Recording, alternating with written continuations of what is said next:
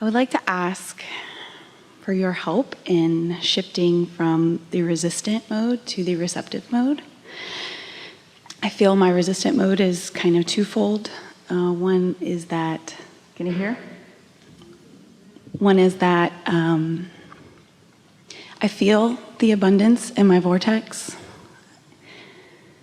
but I feel it's not for me. And I also feel... Well, those are two different feelings that contradict one another, so which is it? Can't have it both ways. It's your vortex, so it's your stuff. What is the basis of this erroneous and incorrect conclusion? Maybe that's the other part, is that I feel like when something does come to me from my vortex, I don't want it, and I don't know how to be clear. For example? For example, I guess marriage was one. But wait a minute, when something comes to you from your vortex, you always want it. Because you put it in there, it grew because of you, and when it comes to you, you always want it. So if something comes to you and you don't want it, it didn't come from your vortex, it came from some other receiving mode. What society says, what my mother says, what my girlfriends say, it came from my habit of thought, because I get what I think about whether I want it or not. And you're always in the receiving mode. One day we were talking to a woman, and our intention was to get her to talk about some things that she wanted, and she couldn't think of anything. So we started naming things that most people want. And she said, no, I don't want that, I've got that. No, I don't want that, I've got that. No, I don't want that, I've got that. And then we explained that what she was demonstrating is that most people think that desire is about the things I don't have. They're used to a feeling of yearning. They think that's what desire is. And so they get all off track, because yearning feels like desire, and satisfaction feels like telling the universe, never mind, I don't want it. So most people are kind of upside down on how to even figure out what you want. But consider this. Oh, we really want you to hear this. Your vortex knows what you want. Your vortex has deciphered it from everything that you've been living. You have put it there and put it there and put it there. What you want is not unknown by source energy or your inner being. And when you chill, when you're nice to yourself, when you soothe yourself, when you meditate every day for a little bit of time, when you find reasons to feel satisfaction, when your desire to create an atmosphere of satisfaction becomes more prevalent in your experience, you'll find out what you want, because it'll keep showing up, and you'll say, yay, yay again, yay again. Didn't know I wanted you, but now you're here. Come on in.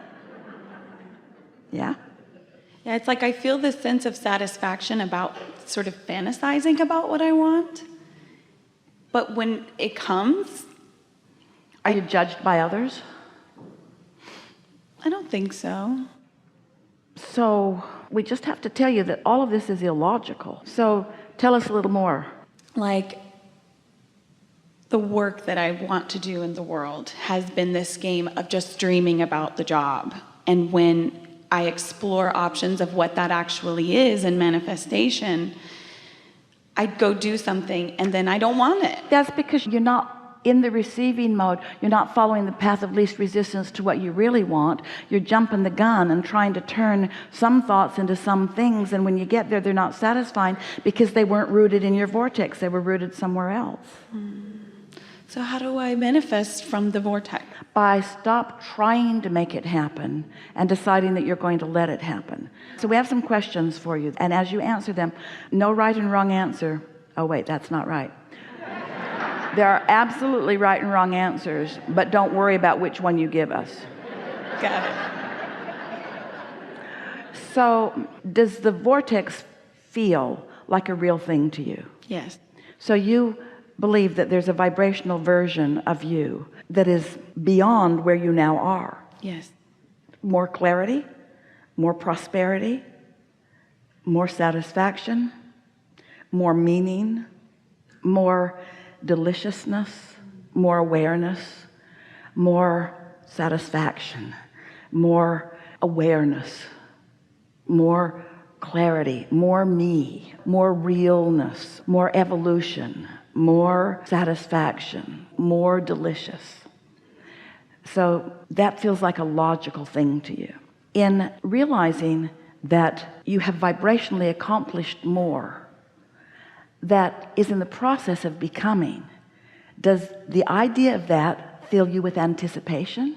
It fills me with fear. The reason for that is because old thoughts, those old beliefs that are in the way, are so active within you that you're not letting yourself really believe in this. You're afraid that it won't be true or that you won't be able to do it. So your first words to us when you said, I feel like what's in my vortex is not mine, that's what you were talking about. What you might say in other words is, I believe it's real, but I don't know how to get it out. Or I believe in the law of attraction, I just don't know how to utilize it. Or I'm not good at this, or I might get it wrong. Or if I let myself believe, I might be disappointed. I don't want to be disappointed. There are a lot of people that don't let themselves want anything. This is why we're talking to you the way we are. You couldn't help but put those things in that vortex. They were yours to sift through, and they were yours to put there. And you cannot deny ownership of what's there. It's yours. It doesn't belong to anybody else. It would not even exist if it had not been for your life and your putting it there. It does not belong to anyone else. It belongs to you. But you have to be satisfied now without it before it can come. And that's the thing that most people haven't known. Think about the way most people approach life. If I feel satisfied right now, before the man I want comes, before the money I want comes, before the whatever I want comes, if I project satisfaction to the universe, then they'll say, okay, never mind, you don't need anything else. Yes. That's the way your human minds are working. But if I suffer, and if I struggle, and if I whine, and if I beg, then the universe will take pity on me, and the universe will give me what I want. We want to say to you, how's that working out? It's not. It doesn't work out at all. And yet it's a pattern. And so what we're suggesting, act or be satisfied even before the goods come. And that we're explaining to you further, be satisfied with the knowledge that it exists, and be satisfied with the knowledge that it is evolving, and be satisfied with the knowledge that your inner being knows, and be satisfied with the knowledge that your inner being is guiding you, and be satisfied with the idea that comes and the impulse that comes, and be satisfied with the process in the pipeline, and enjoy the journey, enjoy the journey, enjoy the journey, and yes, enjoy the manifestation, but don't need the manifestation so much that you don't enjoy the journey. That's what happens to so many. And so if you approach it from a completely human, must be manifested standpoint, you're like a whole lot of people. When I get what I want, I'll be happy, and until then I won't. And we say, then you can't get there from there. You've got to find that satisfaction before you can really let it rip loose. And so if you were one, and there were some who thought, wait a minute, there have been things that have come to me that I felt dissatisfaction all along. It took a long time to get there, and I was really glad when it got there. Well, things are always working out for you, and they're coming to you through your path of least resistance, but you don't have to do it the hard way. You can do it the easy way. And the easy way is life comes right at you, and you can't deny it, and you're going to have a knee-jerk reaction to it. You just are. When you see someone rude, you don't like it, and when you're rude, you don't like it. And so you're putting things in your vortex all day, every day, and your inner being adores everything you contribute to it. The gestation is so wonderful. The cooperative components gathering. So much is happening before you even have any conscious awareness of it. It gets ready for you before you start receiving impulses. It's like the farmer takes the kernel of seed and puts it into the ground, and he doesn't go out there half an hour later and say, come on, come on, come on. He doesn't get so frustrated that he just digs that up and eats it. He knows that there is a process, and he knows he owns the corn, and he knows that if he tends it, which is what satisfaction is, that it will become all that he wants it to be. So do you accept that your vortex exists? Yes. And do you believe that you've put things in it? Yes. And do you believe that you're still putting things in? And do you believe that things that you didn't specifically put in have been attracted in from your inner being who's focused there? Ah, haven't heard that before, have you? So your inner being, who is you, who received from you clarity about what you prefer, is now freelancing on your behalf. Focusing on who you are and what you like. And so the cooperative components are gathering, and that's why it feels like it's not yours, because it's bigger than you know, it's bigger than you knew, it's bigger than the individual pieces that you put in. And because you're not in the vortex all the time, or sometimes not very much, you don't recognize it as belonging to you. There's another piece that goes like this. Those beliefs that you've picked up along your physical trail that aren't serving you go something like this. You can't just unconsciously put things in your vortex and they'll just come out and bless you. You got to struggle and serve. And if you're not struggling and serving, this is the belief that humans who want to evoke action from you teach you. You have to suffer, you have to deserve, and deserving means suffering. And if you haven't suffered, then no deserving. And so that's what's hanging you up here. There's no suffering in this process. Your inner being is not asking for suffering. Your inner being is asking you for satisfaction. Your inner being is asking you to soothe yourself and give yourself a break and meditate and be nice to yourself. You have to kind of practice around those other thoughts. Helpful? Very. Something more?